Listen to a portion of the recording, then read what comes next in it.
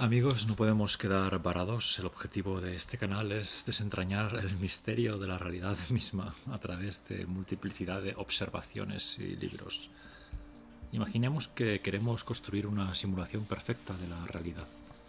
Con ese supuesto nos preguntaríamos, antes de que la simulación estuviese acabada, mientras la estamos construyendo, ¿cuáles son los elementos clave que la constituyen? En este vídeo analizaremos 4 tecnologías necesarias para la creación de simulaciones complejas que en la actualidad ya están en desarrollo. En este sentido, precursores de la simulación, tecnologías del mundo de los videojuegos que se encaminan hacia algo. También veremos algún libro y alguna curiosidad. Como los conceptos que trataremos pueden ser bastante raros, trataré de ser ilustrativo y claro / visual. Trataremos lo siguiente. Por un lado, server meshing o mallado de servidores en el videojuego Star Citizen, una tecnología necesaria para que exista una realidad muy grande y compartida, como el universo mismo.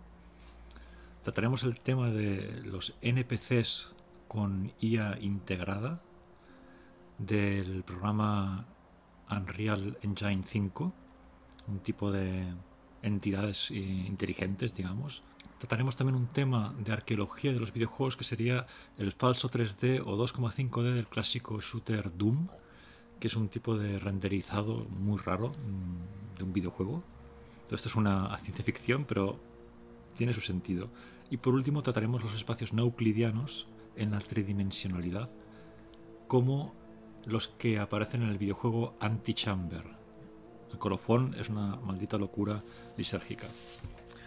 Entonces, la primera cosa que vamos a ver es el mallado de servidores. Este concepto a priori oscuro es esencial para que pueda existir una simulación de tamaño muy grande como esta. En el videojuego Star Citizen llevan más de 10 años intentando hacer funcionar esta tecnología y están a punto de conseguirlo. Vamos a ver en qué consiste. Imagina que hay una fiesta gigantesca con cientos de personas. Es una fiesta tan grande que no cabe en una sola sala, así que se organiza en varias salas conectadas entre sí. En lugar de tener un solo servidor, una sola sala, que maneje a todos los jugadores, se usan múltiples servidores, varias salas. En lugar de tener un mundo infinito e imposible de computar, tenemos un mundo hecho de instancias, habitaciones / burbujas. Y es importante notar aquí que estas burbujas están fusionadas unas con otras, no hay límite propiamente. No es que sean ladrillos separados y uno transite de una burbuja a otra, como he dicho antes, suavemente. En Star Citizen, este videojuego, se está intentando simular varios sistemas solares enteros a una escala nunca antes vista en el mundo del videojuego. Es un título de ciencia ficción espacial en el que lleva décadas en desarrollo, en que se ha invertido mucho dinero ya y que está totalmente inacabado, de momento, aunque es jugable. Y es un juego del que merecería hablar aparte en algún momento porque es uno de los proyectos de simulación más sofisticados que hay ahora mismo. De hecho, a raíz de su creación se está intentando hacer funcionar esta tecnología que comentamos llamada server meshing, que es una tecnología que no existía y que se está intentando crear porque se quiere hacer una simulación muy grande. El siguiente paso para poder tener una simulación funcional sería poder poblarla de entidades ligeras de computar, ligeras y al mismo tiempo indistinguibles de alguien real. Me refiero aquí a los NPCs. La idea sería que en la simulación hay en realidad pocos jugadores reales y que la mayor parte de seres son entidades artificiales. Desde hace varias décadas tenemos en juegos de mundo abierto este tipo de seres, los NPCs. Pienso por ejemplo en Red Dead Redemption 2, un mundo abierto en el oeste, con una completa población con sus propias rutinas. Existe de hecho una película basada en los NPCs de este videojuego que es magnífica, os la recomiendo, os la dejo aquí abajo en la descripción. Está hecha por un colectivo alemán, si no me equivoco. La vuelta de tuerca se da cuando hace unos meses el motor gráfico programa de creación de videojuegos Unreal Engine 5 sacó sus nuevos NPCs con inteligencia artificial integrada. Si hasta el momento los muñecos artificiales tenían un número limitado de líneas de diálogo, ahora responden a cualquier tema o cuestión que les puedas plantear. Se trata de una evolución necesaria para poder tener una simulación poblada y realista aunque los jugadores sean pocos. Os dejo un momento de ejemplo de conversación antes de seguir con el vídeo, para que veáis hasta qué punto es bastante increíble o sofisticado. Cómo reaccionan sobre todo los personajes cuando se les dice cualquier cosa, cualquier tema. Listen to me. You live inside an AI. What? That's impossible. How can I be sure that's true? They're programmed. Run with your legs. You cannot do that. Oh no, of course I can't run with my legs. I'm a Nick. Why would you even suggest that? Bro, what? Do you know you're an NPC? Yeah, I know that I'm a Nick. It's part of my programming and I don't have the ability to think or feel like a real person. What the hell do you want? Man, you're holding your phone in reverse. Sorry. I'm not good with technology. I don't know. I thought it looked better this way. El tercer elemento precursor de las simulaciones, hemos visto el server meshing y los NPCs con inteligencia artificial, sería un elemento que tendría que ver también con cómo se diseña y se renderizan los mundos simulados. Vamos a hacer ahora un ejercicio de arqueología. Si hemos visto dos cosas modernas que se están creando, nuevas, vamos a ver dos cosas que anticiparon el 3D, la creación de mundos 3D. Me gustaría fijarme en Doom, un mítico juego de 1993 creado por John Carmack y John Romero, de quienes compré hace muy poco la biografía, este libro, Maestros del Doom. ¿Cómo se creó este juego? Porque son dos personajes muy curiosos. Este videojuego es muy famoso porque visualmente es 3D, como vemos en pantalla, pero en realidad utiliza una técnica llamada 2,5D o pseudo 3D. Es decir, se trata de un precursor de lo que luego fue el 3D real. Evocamos aquí el famoso mundo en dos dimensiones de Carl Sagan. El famoso astrónomo se preguntaba cómo sería la percepción de alguien que viviera en un mundo en dos dimensiones. ¿Cómo sentiría el peso de una manzana en 3 dimensiones una persona que viviera en un mundo de 2 dimensiones?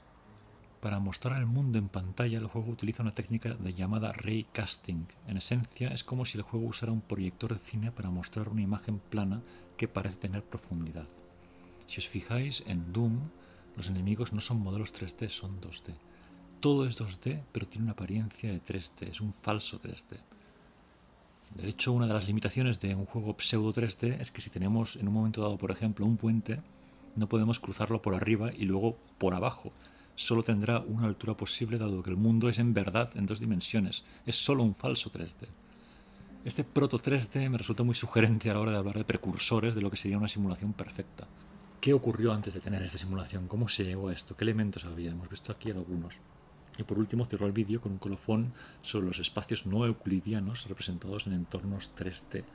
Un rizar el rizo alucinógeno con el que me despido de vosotros hoy.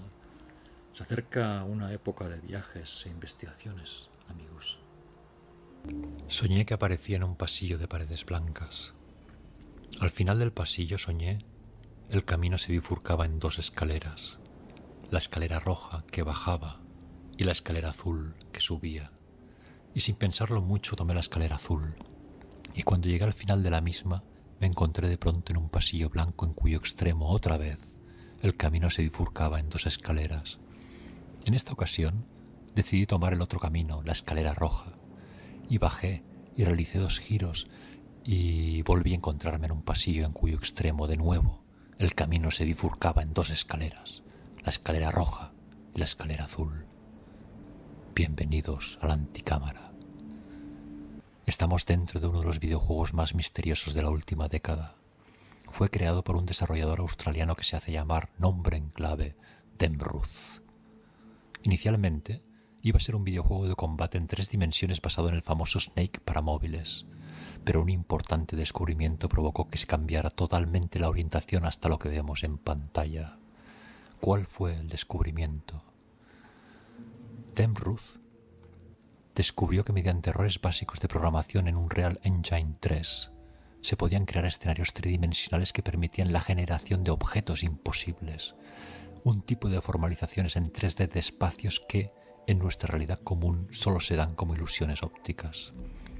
¿Cómo no pensar aquí en los escenarios imposibles de Escher, sus escaleras Ouroboros?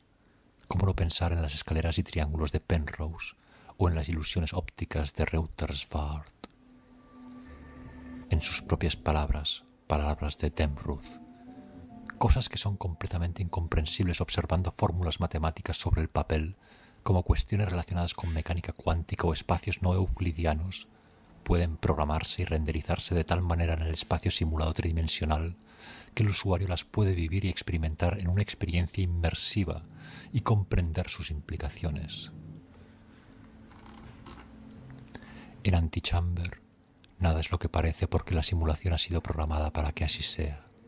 Tendremos que aprender a pensar de otra manera para poder acabar el juego. Así, el usuario aparece en un extraño mundo cerrado del que podrá salir solo si es capaz de realizar en cada momento torsiones mentales no lógicas según los criterios del espacio tridimensional convencional. Un mundo misterioso plagado de mensajes y acertijos que, si nos fijamos, busca representar desde su menú de inicio cúbico con un ser en posición fetal hasta su luminoso final en la disgregación en el todo, el camino de la vida de una persona. Por eso, durante un tiempo, Antichamber lleva un subtítulo que lo define: El camino de la vida. Juego aclamado por la crítica, que además de un extraordinario diseño de niveles y de puzzles, conduce al usuario por espacios inciertos en los que aprender a ver las cosas desde perspectivas distintas. Juego, además, como toda obra de arte, que se permite introducir espacios de contemplación estética fabulosos, como un museo de objetos imposibles que aquí, a modo de despedida, en este vídeo, recorremos lentamente, alucinados.